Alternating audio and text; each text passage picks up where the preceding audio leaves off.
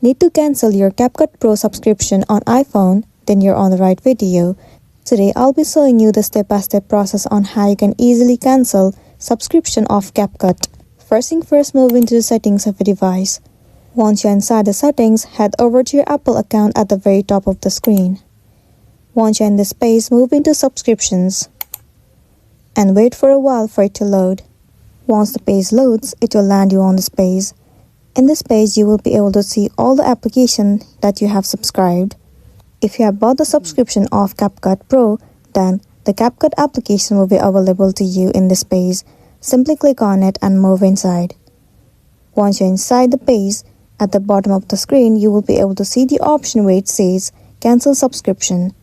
Tap on it and then click on Confirm. After that, your subscription will be cancelled and then you'll be good to go. So that's the end of the video. If this video really helped you, give it a like and check out our next tutorial. Thank you.